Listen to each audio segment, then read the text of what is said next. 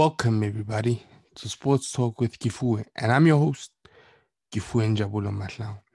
So now, welcome to the show, and today we're gonna be doing a roundup of what happened today in terms of football, the football that we had today. So yeah, going into the football and what happened, we'll first start off with the Leicester and Crystal Palace match. That match was a very exciting game, especially in the first half when it was end to end stuff. One team would get a chance in the other end, and then the other team would get a chance in the other end. But let's first start it off with what I feel like the managers got wrong. Okay, especially Roy. He got a few things wrong. What Roy Hodgson got wrong was he led Leicester for the entire half. He didn't change his formation. He knew he could see anybody that can see, and anybody with their blind sister can see that something was wrong there because you're playing two midfielders versus three midfielders. It's not going to work. You're going to lose the midfield battle. And that's why they couldn't keep the ball for any stretch of time. They couldn't keep the ball for any stretch of time, to be honest. They couldn't keep it for a very long time. They struggled in keeping the ball the entire first half. And it's because they were outmanned and outworked in the midfield. But Leicester actually got more joy on their right hand side and on that's basically Crystal Palace's left hand side because Dennis Pratt would just roam around in the midfield, and he'd basically Ayoze Perez would move in from the wing. He'd go in and overload the box, and then you'd have a 2-on-1 versus the young kid Mitchell most of the time because Pratt would just move out there, and then Schlupp, I don't know, most of the time Schlupp wasn't even there, or even when he was there, they'd just get past him. So they'd play those 1-2s in, and then those crosses would come in, and they just look dangerous. They just look more dangerous in the first half than both teams. But okay, Leicester get a penalty, and Iheanacho, I have to get on Iheanacho. I've never rated him. I have never rated him. Even when he played for City, never rated him. You can ask anyone that knows me. Never rated the dude. He just doesn't convince me as a Premier League level type of striker. He looks, yeah, he was feeling dangerous in it. He was feeling as dangerous as Nelson Mandela going to a boxing match. That's how dangerous Iheanacho was feeling in front of the goal. And if you don't know, Nelson Mandela has a 0-18 boxing record. That's basically 18 fights, 18 losses. And that's amateur fighting, fam. That's basically what it is.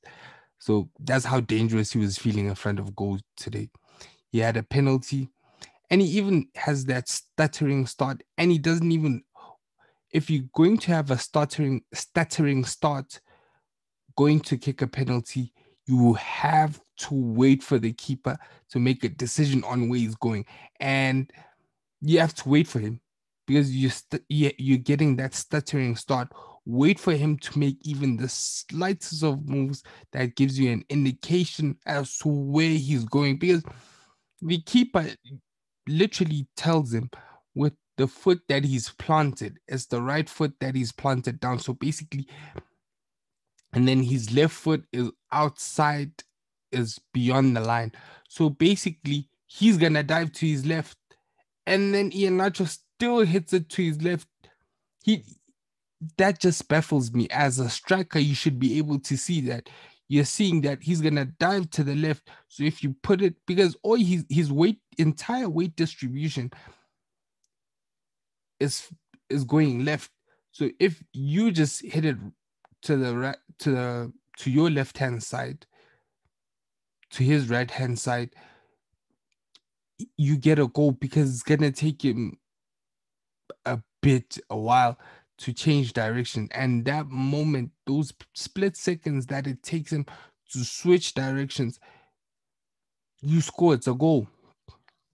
And then the second chance that he misses, literally point blank, he I have to commend him on the run that he made when a cross came in from James. No, I think it's Pratt, Dennis Pratt. The cross comes in. No, it's James Justin. So a cross comes in, and both of the defenders are sleeping, and it's just him and the keeper. He just has to hit it on target, and he entirely misses him. I think it gets like a touch on his head, it hits his shoulder, and then it goes over. And I'm like, why? This dude, he literally was feeling as dangerous as Nelson Mandela going to a boxing match. That's how dangerous he was feeling. That's how dangerous he was feeling today. And then the mistake that Brendan Rodgers had made was that he played Iheanacho instead of Vardy. If you have Vardy there, scores the penalty and even the header, he scores it. Doubt maybe he wouldn't score the header because he wouldn't have had the chance to score the header because maybe they wouldn't have trusted his size. Maybe that's a huge maybe, but that's a maybe. But the penalty he scores, that it's 1-0. You guys go ahead, and now Crystal Palace has to come out, and then you can score. You're gonna get more opportunities, especially when you're a counter-attacking team with Vardy as your focal point. Then you're gonna score more goals. You're gonna get those counter-attacks, and then you score your second goal. Then match is over. Then you can bring on Iheanacho. And it was your chance to go second. So Brendan Rodgers made a huge, huge mistake. But then again, we still have to speak about Crystal Palace. Crystal Palace, that man Wolf Zaha. Ooh, special, special, special player. Because for them to create that goal, basically, let me not get ahead of myself. So the second half starts, it's still 0-0. If I am Crystal Palace, we are happy. Crystal Palace still comes out, same formation, but with a lot more of intensity. So they start pressing, they start chasing the ball, they start winning those second balls. And that's very important. So now they can get control of the game and they gain a foothold in the match. So they played a bit better. But Leicester was starting to also play better. They basically got a goal against the run of play, and it was a counter attack. Ironically, the best counter attacking team got counter attacked. It was very weird. But Zaha, he gets a ball through. He turns. He looks at the defenders. He goes straight in. So now there's three defenders, and then Benteke is on the left. He's on the wide. That's the obvious pass. That's the pass that you should make because it's just keeping himself onside so he can go with it and maybe shoot it with his left foot. But in his peripheral, because Zaha knows how Andros Townsend works and how his mind works, and he knows he's gonna run to the other side, to the right hand side. No one is looking at that side, and most of these defenders are coming from his right hand side. So what Wolf Zaha does, instead of taking the easy route, he puts it to the right hand side. So now it shifts the entire defense. So now some of them have to run and guard Andros Townsend. So Andros Townsend gets the ball, he comes back, he brings it back onto his left foot, he whips a beautiful ball. But in between that, Wilfred Zaha makes a run with Tielemans. He goes in and then he goes out. So now Tielemans, because he went in, that's why I've always said this on the show. Movement by players, especially in the box, just by moving in front of a defender, you draw them in, and then him turning back out. Tielemans now is caught in no man's land because now he's guarding Benteke and already someone else is already on Benteke. So the ball just goes over and then he hits the ball first time. It gets a bit of a touch and then he scores. Gets a bit of a deflection, but it goes in. And then Yeah, Leicester now start being on the front foot, and that boy Harvey Barnes, whoo, he was feeling dangerous. But Leicester don't create any more chances in the second half. They didn't. They didn't. They hardly created anything, even after bringing on Yuri Tillemans. They controlled the match, but they hardly created anything going forward. They didn't create a lot in the second half. And what happened was Harvey Barnes just got into a pocket of space. Everyone was like, "Bruh, shoot on your left foot." And he did them. He faked one. So everyone took the bait and then hit it with the second go ahead with his second. He fakes the first, and then he shoots the second time and then goes in. And it's 1-1. That's how the match ends. And if I'm Crystal Palace, I'm happy at the point with the point because Leicester are second in the table and we're getting results anyway. But if I'm a top six team, especially if I was Arsenal, I'd go and get that boy Wilfred Zaha. Make that swap deal for Pepe. Swap Pepe for Wilf Zaha. That's what I'd do if I was Arsenal. Get that boy Wolf Zaha in, make that swap deal because I think the contracts are very comparable. If I'm not mistaken, they around about the same around about the same wages per week. So you could just say, let's swap. Crystal Palace doesn't lose a player. You guys also don't lose a player. It's a win-win for everyone because Wilfred Zaha no longer wants to be at Palace and yeah, Pepe is just thinking up the place in it. So yeah. So yeah, let's move on to the next match, which was Chelsea the scum of London Town versus it was the scum of London Town versus Aston Villa. It was quite amazing. It was actually nah, I was lying back. It was a snooze fest. I literally slept. It wasn't big.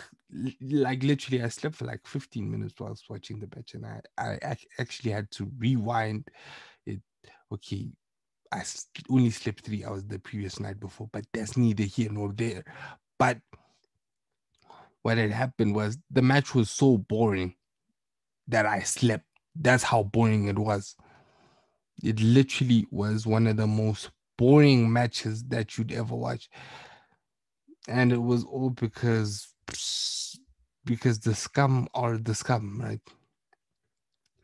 But one thing about Chelsea is they played okay, played better than what they played against Arsenal, but it really wasn't that great because what had happened was what happens is they get joy on the left hand side because Traore in the first half he's not tracking back.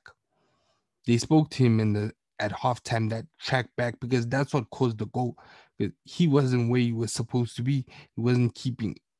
Basically, they played a back six when they were defending. Basically, it was almost a back six when defending against Chelsea. Why? Because Chilwell likes overlapping. So you need two people to play there and Pulisic, and you have the threat of Pulisic going in or out. So he's dangerous as well. So it was always a 2-on-1. So they were getting a lot of joy from that channel. And then in the end, it finally paid dividends because Chilwell crosses a ball, Giroud with the diving header into the bottom right corner. But Villa weren't that bad. They were still in the match. It wasn't that bad. And Villa just worked themselves back into the match. And Chelsea didn't create a lot of chances, to be honest. It was just a snooze fest. Lampard has no philosophy, to be honest. That man has no philosophy. I don't know how he got this coaching job. I really don't know how he got this coaching job. Connections, man. Basically, there's corruption in the EFL. It's like nepotism. It's like I'm witnessing South Africa all over again. It's like me watching South African, like our leaders in South Africa.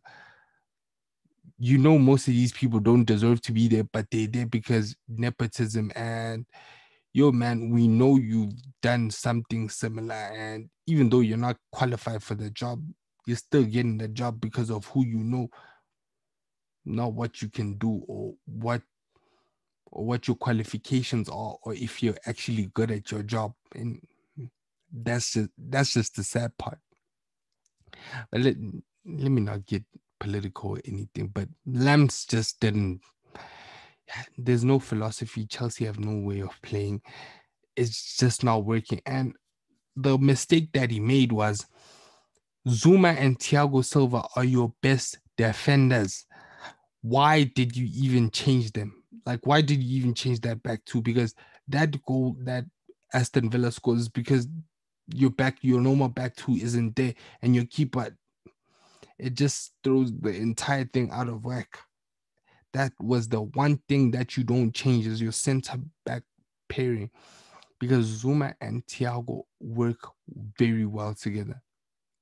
Then he just changes, puts in Rudiger and Christensen. And I was speaking to my sister, I was like, yeah, Aston Villa is getting a result, or they're gonna score, because I don't trust Rudiger and I don't trust Christensen. And I'm not even a Chelsea fan, but I don't trust those two as centre back pairings or even alone. So yeah, I don't know what Frank saw, but yeah, Frank is Frank, yeah. And even the lineup, even the substitutions he made were dumb. Chelsea were actually okay. So even the goal that Aston Villa scores, right? Let me first get to the goal. So they lose they win the ball. Jack Jack Grealish goes down with Christensen, and Christensen stays down. And then as Piliqueta scored ball watching as the ball goes over his head, it's crossed, and then it's called ball watching. He forgot that there's someone behind him. And because Grealish was running in front of him, he got attracted to Grealish, forgetting that there was someone behind. Goes over. He El Ghazi hits it and it goes in. So now, if I'm Frank, what joy have I gotten? It was from crosses. Because anyway, Villa were giving him, bruh, go wide. We know you're not going to score. So if a team is doing that, why bring on Kai Havertz? Leave Jorginho, leave Kante on. Or take off Jorginho and leave Mount. And then you'll have Pulisic and Callum Hudson-Odoi. And then you bring on Tammy Abraham. Nah, but what I'd do is leave Kante, leave Jorginho, have Callum Hudson and Pulisic on the wide. So they bring in crosses or even Ben Chilwell. And then you have your two twin towers. You have Abraham and you have Giroud heading the ball. I don't know what's his obsession with Werner and Havertz. They have proven that they're not good enough to play as centre forward. Why would you bring off Giroud and you bring on Werner? Werner only plays well with that when a team plays a high line. If they don't play a high line, Werner will not excel. This is just it. I don't know what these coaches think or how they work, how their minds work. But if I'm able to see that and you're not able to see that as a coach, well, I think then something is wrong. Like if you're qualified to do your job and I can see something wrong and you can't spot that something's wrong, then something's wrong with you. Then you shouldn't be working where you're working. And Dean Smith is doing well for himself. He's got Aston Villa to what, they fifth on the table. They don't expect themselves to be there with a game in hand over most teams that are there. Only same matches with Man U and Manchester City. So they're doing good for themselves. And yeah, yeah, the type of football that they've been playing lately is just get a result. But it's Aston Villa. You don't expect too much from them. So, and Grealish, everyone knows Grealish is special. So, yeah, thank you guys for watching the video. please leave a comment down below, like, subscribe, and please share the videos with your friends, family, and whoever. If you enjoyed the videos and if you enjoy my content, please share the content, please share the link, and just tell people about the show. Thank you for watching.